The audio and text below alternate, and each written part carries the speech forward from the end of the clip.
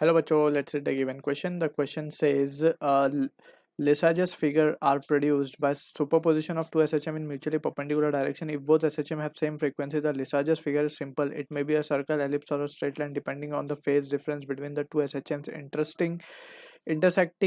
Interesting case occurs when one of the SHM is at double frequency of other superpose. Suppose a body execute SHM vertically with frequency f0 but horizontally with frequency 2f0 and is initially at a mean position of vertical as well as horizontal SHM.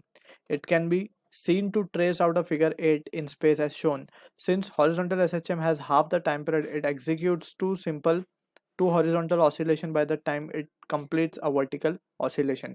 So question basically given है हमें for the Lissajous figure shown here, the frequency in vertical direction is dash times the frequency in horizontal direction. Option 1 given है 3, option 2 1/3, option 3 2, option 4 1/2. So to understand the question, we need to understand about the concept of Lissajous figure. So Lissajous figure basically it is a special type of superposition only we can say. But यहाँ पे SHM जो होता है वो perpendicular होता है, ठीक है ना, किसी पॉइंट के ऊपर we have two SHMs superpositioning. So basically it is the superposition. It is the superposition of two SHMs in perpendicular direction. In perpendicular direction. ठीक है, तो इसको हम पहले एक छोटे से एग्जांपल से समझते हैं and then we will proceed to the actual question. Let's suppose हमारे पास लिसाजस फिगर के अकॉर्डिंग वी हैव, हम मान लेते हैं कि एक प्रोजेक्शन हो रहा है अलोंग द वर्टिकल, एक प्रोजेक्शन हो रहा है, एक एसएचएम हो रहा है अलोंग हॉरिजॉन्टल. अब देख सकते हैं दोनों ही परपेंडिकुलर एक दूसरे को, ये दोनों की मीन पोजीशन है.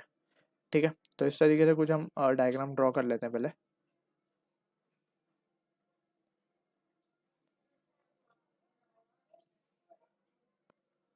ठीक है, अब यहाँ पे अगर हम केयरफुली एनालाइज करें सिचुएशन को तो वी कैन सी के अगर हम मान लें कि ये जहाँ पे ये जो पार्टिकल है दैट इज एक्स वाला और ये वाई वाला पार्टिकल, ठीक है, एंड दे आर बोथ, दोनों की एम्पलीट्यूड सेम है, फ्रीक्वेंसी भी अभी हम फिलहाल सेम मान रहे हैं for this case to understand the question. Then we will directly solve the given question, right.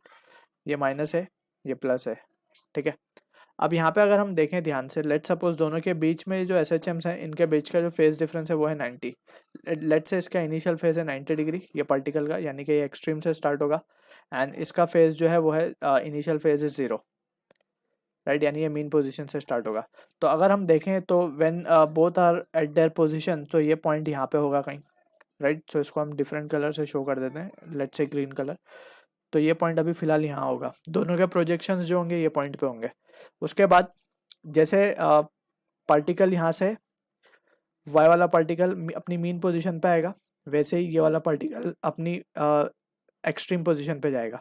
तो दोनों के प्रोजेक्शंस फिर यहाँ मिलने लगेंगे. तो ये कुछ इस तरीके का सर्कुलर पाथ मिलेगा यहाँ पे ऐसा.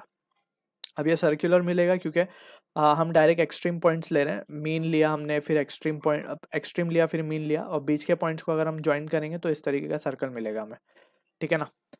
क्योंकि नीचे भी जा रहा है और आगे भी बढ़ रहा है इसका शेडो, सो इस तरीके से आएगा ये ग्राफ. तो हम एरो शो कर देते हैं. सिमिलरली जब ये पार्टिकल अपनी मीन से वापस अपनी एक्सट्रीम से मीन की तरफ आएगा एक्स वाला पार्टिकल, तो वाई वाला पार्टिकल अपनी मीन से दूसरे एक्सट्रीम की तरफ चला जाएगा. तो दोनों का प्रोजेक्शन फिर यहाँ आएगा. तो ये कुछ इस तरीके से सर्कल एक हमें मिल जाएगा. अगर एम्पलीट्यूड सेम है तो ये सर्कुलर ग्राफ मिलता है, सर्कुलर प्रोजेक्शन आता है. सो ये है लिसाजस फिगर, ठीक है ना. ये जो सर्कल फॉर्म हुआ है इसको हम कहेंगे लिसाजस फिगर. अब यहाँ पे वेरियस सिचुएशंस हमें गिवन होती हैं, जैसे कि हमें 8 गिवन है, तो 8 को हम समझ लेते हैं पहले. अगर 8 गिवन है तो पहले ये ब्लॉक डायग्राम तो कुछ इसी तरीके से बनेगा हर केस में. तो यहाँ पे इसको शो कर देते हैं हम पहले, फिर इसी को समझ के direct we can answer the question. तो ये कुछ इस तरीके का सिचुएशन गिवन है, राइट. ये फिगर कुछ इस तरीके से बन रहा है. तो यहाँ पे अगर हम देखें,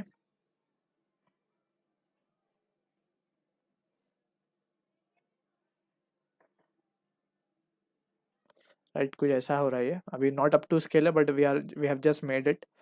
तो यहाँ पे वी कैन सी कि दो पार्टिकल के प्रोजेक्शंस हो रहा है। अब फ्रीक्वेंसी, क्योंकि यहाँ पे हमने ओमेगा दोनों का सेम माना था, frequency in this case was same, लेकिन अगर फ्रीक्वेंसी अलग हो जाए तो फ्रीक्वेंसी अलग होने से क्या होगा, जो फिगर बनेगा वो भी कुछ डिफरेंट बनेगा। अब यहाँ पे क्या डिफरेंट है वही हमें चेक करना है, किस तरीके से हमें पता चलेगा कौन सी फ्रीक्वेंसी क्या है। तो ये हमारा एक हॉरिजॉन्टल एसएचएम आ गया, ये हमारा वर्टिकल एसएचएम आ गया, ठीक है। तो यहाँ पे अगर हम ध्यान दें, नीचे वाला पार्टिकल हम x मान लेते हैं, ये वाला y मान लेते हैं। तो x की अगर हम बात करें तो यहाँ से हम देख सकते हैं जब ये यहाँ तक जाएगा मतलब ये पार्टिकल अपने एक्सट्रीम पे पहुंचेगा, राइट। एंड एक्सट्रीम से जब ये वापस से मीन पोजीशन पे आएगा, यानी कि पॉइंट ए से चल के ये बी पे पहुंचा, तो ये यहाँ पे ये एक्सट्रीम से जाके मीन पर आ गया वापस, ठीक है।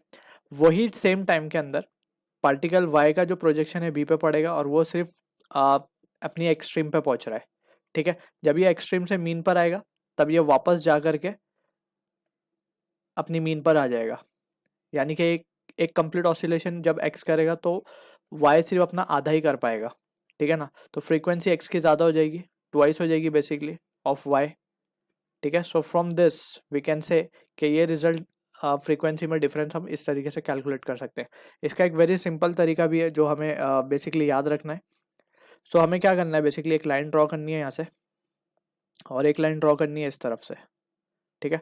तो जो वर्टिकल लाइन है that will be representing omega x, and जो frequency of omega x, and जो वर्टिकल जो हॉरिजॉन्टल है that will be representing frequency of omega Y.